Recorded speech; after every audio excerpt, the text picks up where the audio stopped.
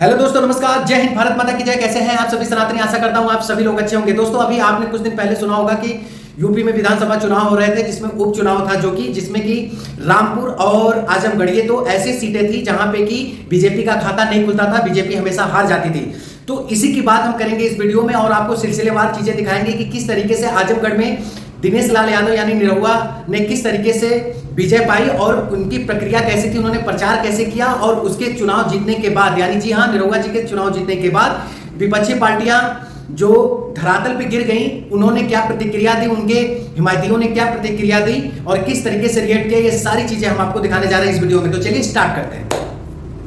धारा का जो जूझ है उसमें राम का विजय निश्चित है, ये पक्का है, ये 100% गारंटी है।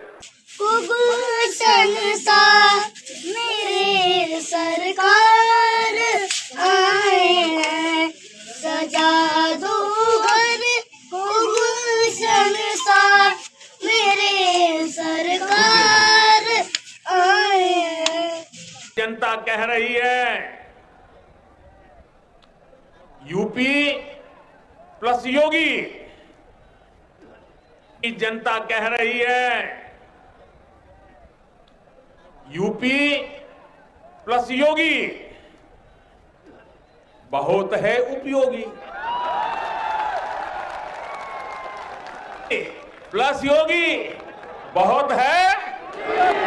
तो दोस्तों, आपने देखा ना, इस वीडियो में अभी बहुत कुछ आपको दिखाना बाकी है। पहले मैं आपसे कुछ बातें कर लेता हूं। दोस्तों, आपने देखा कि निरहुआ जी बैठे हुए हैं और दो बच्चे गाना गा रहे हैं। दोस्तों, आपको बताऊं कि निरहुआ जी का प्रचार इतना अच्छा था कि जिसकी कल्पना हमारा आप नहीं कर सकते। इन्होंने प्रचार को वो मुद्दा बना लिया कि इन्होंने वो चीज नहीं किया जो अदर पार्टियां करती हैं। जी हां दोस्तों, ये नहीं हुआ कि गाड़ी से उतरे, हेलीकॉप्टर से उतरे, मंच पे गए, लेक्चर दिया और चल दिए। ऐसा कुछ नहीं था। इनके प्रचार में आप लोगों ने शुरू से देखा होगा कि ये लोगों से जुड़े, समय दिया, बच्चों तक से जुड़े और उनको समय दिया, जिससे इनका एक अच्छा माहौल बना, एक अच्छा भाव बना। और उसके बाद आपके कहें तो भोजपुरी इंडस्ट्री के जितने भी कलाकार थे, इनका सहयोग किया और ये सब चीजें ही पॉजिटिव वे में इनको लेके आई। जितनी अच्छी हवा उतना अच्छा चुनाव ये जीते, यही कारण है। अब मैं आपको दिखाता हूं आगे कि इनके विरोधियों ने किस तरीके से प्रतिक्रिया दी है। विरोधियों के कहने का मतलब विपक्षी पार्टी जब हार जाती है तो उनकी प्रतिक्रिया किस तरीके से है, ये भी आप देख लीजिए और समझ लीजिए। कि बहुजन समाज पार्टी जब जब भारतीय जनता पार्टी को जिताने का काम करेगी तब तक भारतीय जनता पार्टी जीतती रहेगी और समाजवादी पार्टी को कमरे से बाहर निकल के, एसी वाले कमरे से बाहर निकल के थोड़ा धूप का भी आनंद लेना पड़ेगा, गांव में जाना पड़ेगा, उनके बीच में बात करनी पड़ेगी, तब बात बनेगा, शिष्टाचार पेश करनी पड़ेगी। और खाली विधानसभा में बोल देने से कि हमने बोल दिया, सब सुन लिए, सपोर्ट दे देंगे, अब वो जमाना गया। अब जरूरत है जनता के बीच में जाकर के, उनके बीच में भाईचारा पैदा करके, उनको समझा करके, पार्टी संगठन के साथ जब तक नहीं जोड़ेंगे। बीजेपी 24 घंटा चुनाव मूड में रहती है। ये जब चुनाव का बिगुल बज जाएगा, सूचना जारी हो जाएगी, नामांकन का अंतिम दिन रहेगा, तब प्रत्याशी देंगे। ऐसे लड़ाई नहीं होगी ना। सच के सिवा हम कुछ नहीं बोलते। ये बैठे रहेंगे यहाँ कमरे में और चुनाव लड़ाएंगे, ऐसे ही लड़ाई होगी।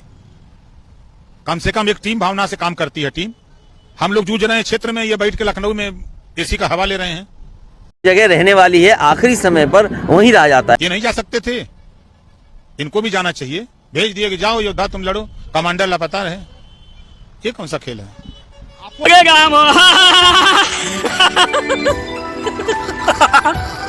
तो दोस्तों, आपने सुन लिया ना, ये ओम प्रकाश राजभर जी हैं। इन्होंने यही हैं जो कि सपा के साथ गठबंधन करके चुनाव लड़ रहे थे। तो दोस्तों, इन्होंने बात को एकदम साफ सुथरा, वही जो मैंने आपको पहले बताया कि लोगों से मिलना पड़ेगा, हवा बनानी पड़ेगी, लोगों के पास जाके समय देना पड़ेगा। केवल एसी कमरों में बैठ के आप चुनाव नहीं जीत सकते, वो समय चला गया है। अब दोस्तों, मैं आपको आगे दिखाने जा रहा हूं कि ओवैसी, जी हां दोस्तों, ओवैसी ने क्या प्रतिक्रिया दी है जब बीजेपी ये चुनाव जीत गई है। तो ओवैसी क्या बोल रहे हैं, जरा इसको भी सुन लीजिए और समझ लीजिए इनकी मानसिकता। आइए देखिए। मुसलमानों को खास तौर से सोचना चाहिए कि वो अपने वोट का सही इस्तेमाल करें, अपनी एक आज़ाद इंडिपेंडेंट पॉलिटिकल लीडरशिप को बनाएं और उसकी ज़रूरत है आज भारत में। जैसा आपको तकलीफ़ है कि भाजपा जीत गई, यकीनन मुझे तकलीफ़ है और मुझे पहले से अंदाज़ा था, बल्कि दर के फैसले खुद करेंगे आप, वरना आप इसी तरह होगा कि भाई पहले मुलायम सिंह, फिर अखिलेश, अब उनके चचाजाद भाई, अब दोबारा कौन आएगा? तो गुड्डू जमाली को वोट देते तो क्या हो जाता, क्या आसमान गिर जाता। और आप मुसलमानों को बोलते कि अरे भाजपा को हराना है। अरे भाई आप नहीं हरा पाएंगे भाजपा को। हम ये बात विधानसभा के चुनाव में कह चुके हैं। तो दोस्तों सुन लिया ना इनका कहना और बातें भी समझ में आ गई होगी आपको। अब चलिए मैं आपको अगली वीडियो दिखाता हूं जिसमें निरहुआ जी के खिलाफ यानी धर्मेंद्र यादव जी लड़े हैं चुनाव। और जब काउंटिंग हो रही थी तो उन्होंने उनके और पुलिस के बीच यानी सुरक्षा कर्मियों के बीच जहां काउंटिंग हो रही थी उनके बीच कैसे नोकझोंक हुई और कैसे बौखलाहट चेहरे पे दिखी, ये सारी चीजें मैं आपको दिखाता हूं। तो चलिए देखते हैं। तो कौन बात करेगा ये बताए ना कर्मचारी। अरे एडीएम बताए ना। मैं अगर स्ट्रांग रूम जाऊंगा तो ऐसे जाऊंगा। अरे मैं नहीं जा सकता। कैंडिडेट नहीं जाएगा। दावत करते हो किस कानून से आए हो तुम? पहली बार चुनाव नहीं लड़ रहा हूँ, 5 बार चुनाव लड़ रहा हूँ। कैंडिडेट कहाँ जाएगा? कैंडिडेट 47 में स्ट्रांग रूम कैसे जाएगा? कैंडिडेट घोटाला करना चाहते हो? क्यों नहीं करेंगे?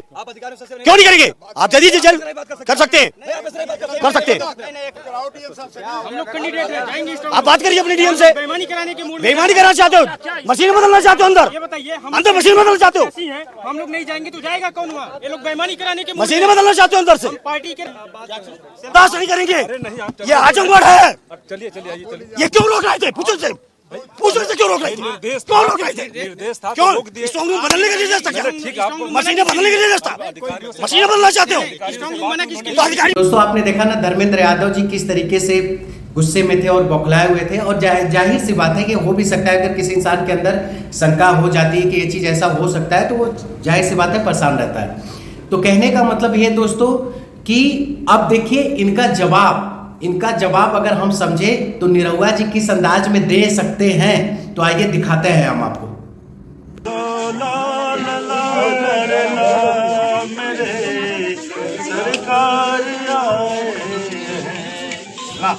दोस्तों मैं आपको अब आगे वीडियो दिखाने जा रहा हूं कि रिजल्ट डिक्लेयर होने के बाद, जी हां दोस्तों, रिजल्ट जब डिक्लेयर हो गया, जब यह पता चल गया कि निरहुआ चुनाव जीत चुके हैं, उसके बाद धर्मेंद्र यादव जी की प्रतिक्रिया आप देख लीजिए। उसके बाद उन्होंने क्या कहा और उन्होंने ही क्या कहा वो मत देखिए। जी हाँ दोस्तों, रामपुर आ जाइए। रामपुर जो अपना गढ़ मानते थे, जो जानते थे कि यहाँ से पत्ता नहीं हिल सकता है। जी हाँ, आजम खान जी का क्या वक्तव्य आया है जरा इसको भी आप सुन लीजिए। वो कहते हैं ना समय एक दिन सबका बदलता है, वो उनका रिजल्ट उनके सामने आ रहा है। तो आइए देखिए इन दोनों लोगों ने चुनाव हारने के बाद यानी पार्टियां जब चुनाव हार गई उसके बाद इन दोनों लोगों ने क्या क्या प्रतिक्रिया दी है, ये आइए देख लीजिए।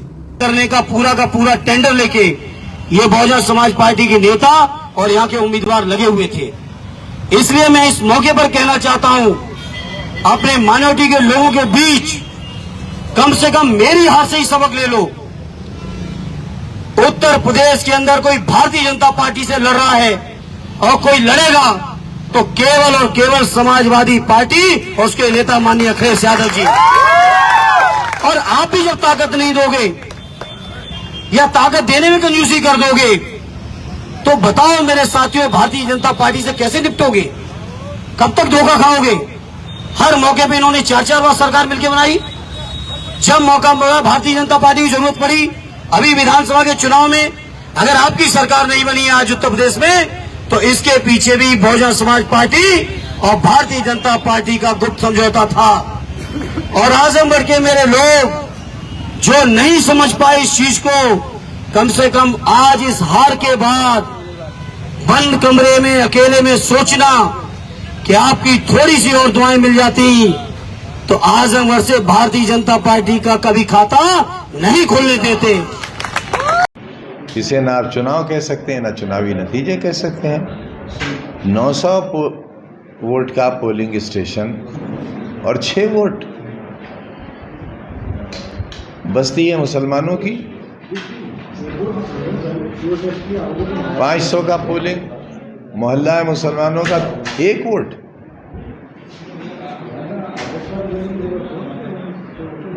वजह बताएं भाई, और क्या वजह बताएं? अब आप बिल्कुल नादान बन जाओ, मासूम बन जाओ, कुछ आपको नजर ही नहीं आए, कुछ आपको दिखे ही नहीं, कुछ आप कहना ही नहीं चाहो, बताने ही नहीं चाहो, सिर्फ सरकार की ढपली बजाओ, सिर्फ उनके पैसों पर मौज मस्ती करो, तो क्या बताएं आपको? भाई आपको क्या बताएं? आप हमें बताओगे या हम आपको बताएं? भाई लोकतंत्र का स्तंभ आप हो या हम हैं कमजोर लोग? आप बताएंगे हमें। किसानों की जो दोस्तों अब आगे चलिए आपको वीडियो दिखाते हैं कि किस तरीके से राहुल गांधी, जिनको कांग्रेस फिर से अध्यक्ष बना रही है, यानी अध्यक्ष तो वो है ही, और उनको प्रधानमंत्री का चेहरा बना के सन 2024 की तैयारी किस तरीके से की जा रही है, इस पे अलका लांबा और संबित पात्रा के बीच किस तरीके से डिबेट हुआ। तो आइए इसका भी आनंद लीजिए और संबित पात्रा ने किस तरीके से चुटकी लेते हुए, मजे लेते हुए बातें कही हैं, जरा इसको भी देखिए और आनंद लीजिए। फायदा होता है, गांधी तभी तो प्रधानमंत्री के 24 में भी मिठाई मिठाई जल्दी मिठाई ला। पहले तो मुंह मीठा करिए, मैं काजू कतली चल रहा है। 20 अगस्त को चुनाव होगा, संगठन मजबूत है और राहुल गांधी जी के नेतृत्व में संगठन मजबूत तो दिखाई दे रहा चुनावों के अंदर। संबित पात्रा देती हूँ 20 अगस्त से पहले श्री राहुल गांधी जी 5 साल के लिए और 2024 में कांग्रेस का चेहरा होंगे। अच्छा, मतलब चुनाव से पहले डिसाइड हो चुका है कि राहुल गांधी चेहरा होंगे। मजा आ गया, कांग्रेचुलेशन। बिल्कुल तय हो चुका है क्योंकि कांग्रेस के कार्यकर्ताओं में ये पूरी ये तरह तो से अनाउंसमेंट हो गई है कि जिस राहुल गांधी होंगे 2024 में मोदी के खिलाफ। संघ आरएसएस भाजपा डरता है उस गांधी परिवार का एक नाम है राहुल गांधी, जो ये बार बार कहने फायदा होता है, तभी तो प्रधानमंत्री के 24 में भी मिठाई मिठाई जल्दी मिठाई ला। पहले तो मुंह मीठा करिए, मैं काजू कतली, लड्डू तो मिले नहीं है, काजू कतली आए हैं। राहुल गांधी जी जो पीएम के फेस बनने वाले हैं 2024 में, उसके लिए काजू कतली सबके लिए है। पहले अलका जी मुंह मीठा करें, अमीश भाई आप भी मुंह मीठा करिए। धन्यवाद, स्वीकार कर रहे हैं, वही बनेंगे। हाँ थैंक यू। नहीं थैंक यू। मतलब आप चेहरा राहुल गांधी को आपने आज घोषित किया है, ये कोई छोटा विषय नहीं है। कन्नू है तुम्हारो सत्कार, पार्टी रखी है पार्टी। हाथों का पता है, इसको पता है, बख्शी साहब के इतिहास का पता है, हमारे इतिहास का पता है। हमने मौत के कफन बांधे, आप नेतागिरी करते हैं आप। पता नहीं कहां से आ जाते हैं, यहाँ जैकेट पहन करके चैनलों के अंदर आर्ट करके बुला देते हैं। ये है कौन बताइए, किस पार्टी से? पहली बार इसका मुंह देख रहा हूं मैं। किसी जवान के घर में ये गया नहीं आज तक किसी तरह। तो दोस्तों आशा करता हूं आपको ये वीडियो पसंद आई होगी, तो इसे लाइक, सब्सक्राइब और शेयर करिएगा। तब तक के लिए जय हिंद, जय भारत, भारत माता की जय। नमस्कार दोस्तों।